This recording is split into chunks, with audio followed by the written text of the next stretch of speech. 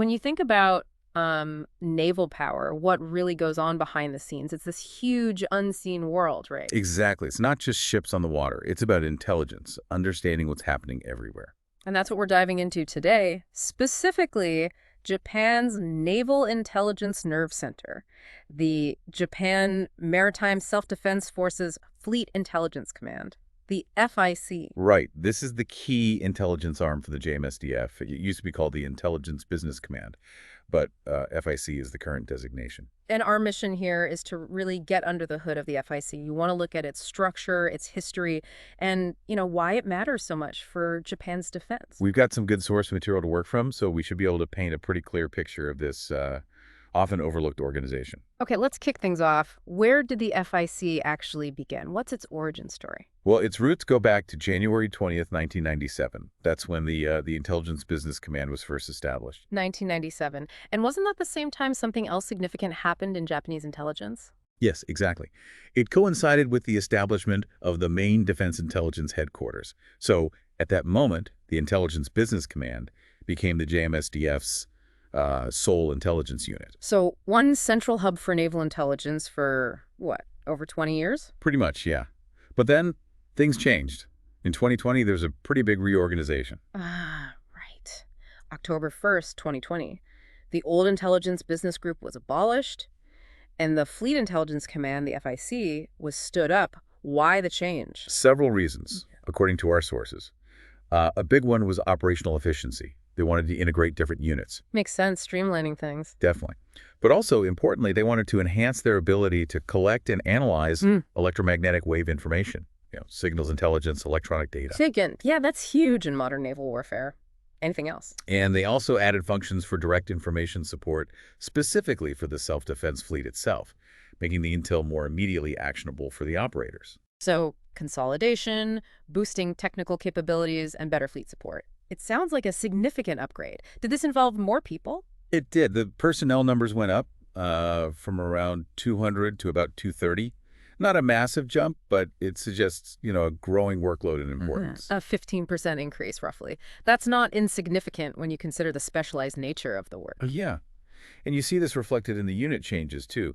The old Operation Information Support Corps, Electronic Information Support Corps, and Basic Information Support Corps, they were abolished. Okay, and replaced with? Replaced by the new Operation Information Corps and the Electromagnetic Information Corps.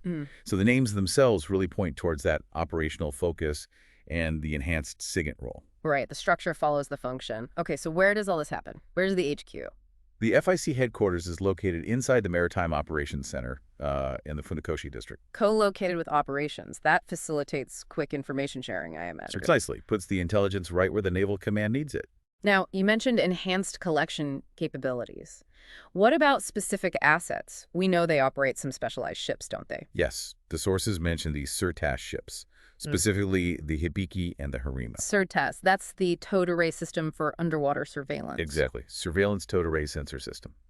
These ships are critical for acoustic intelligence, basically listening for submarines and other underwater activity, a key part of their collection effort. So they have the collection platforms.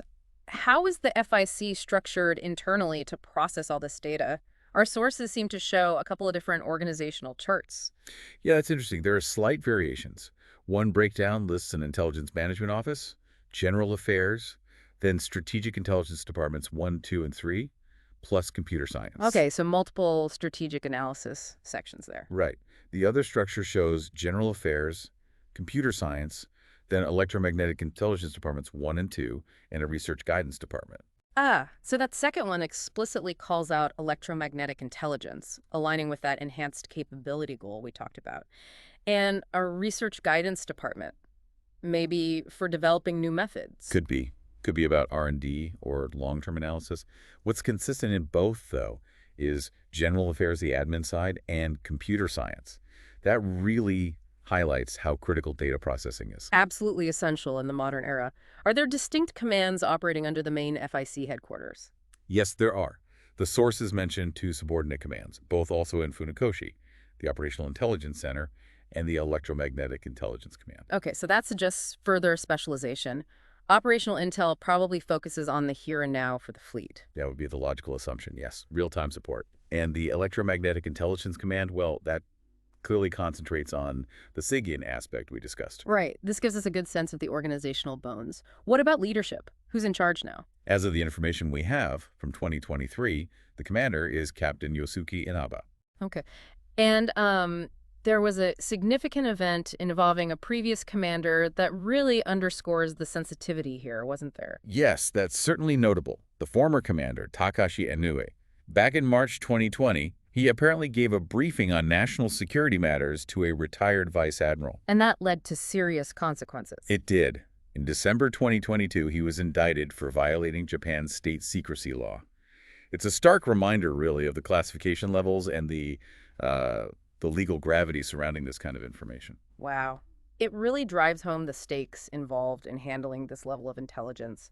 Trust and responsibility are paramount. Absolutely. Now, looking ahead, the FIC isn't static. There are plans for further integration, a bigger picture emerging for Japanese naval information capabilities. Yes, this is quite important for understanding where things are headed. Yeah. An announcement came out on September 9th, 2024. They're forming a new Fleet Information Warfare Command. The Information Warfare Command. Okay, and the FIC is folding into that. That's the plan. It's a major integration. The FIC will be combined with the Oceanography ASW Support Command, the Guard Post, and the Communications Command. So intelligence, oceanography, anti-submarine warfare support, physical security or monitoring maybe with the guard post, and communications infrastructure, all under one roof. Exactly. It points towards a much more holistic view of the information environment, gathering intel, understanding the physical environment, securing information, communicating it, and potentially conducting information operations themselves. It's about managing information as strategic weapons system, really. A really significant shift towards integrated information operations. Okay, let's just circle back and nail down the FIC's core job as it stands now, before this integration. What's its main task? Fundamentally, its job is to analyze intelligence and distribute the operational information that units need. That means the main self-defense fleet, but also the regional district forces, basically anyone operating JMSDF ships and aircraft. They turn raw data into usable intelligence for the warfighter. Precisely. Actionable insights that guide deployments, tactics, and overall maritime awareness. So for you listening, understanding the FIC is key to seeing how a modern Navy really operates. It's not just about the hardware, it's about the intelligence that makes the hardware effective. Couldn't have said it better.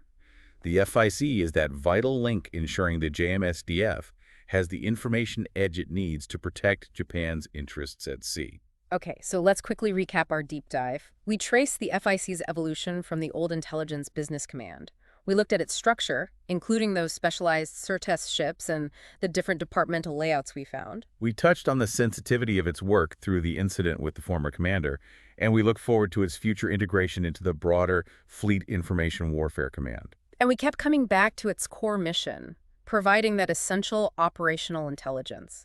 It really shows how central intelligence is to modern naval power and national security. It really does. It's this constant cycle collection analysis, getting it to the right people, that's just critical in today's complex maritime environment. So here's a final thought to leave you with.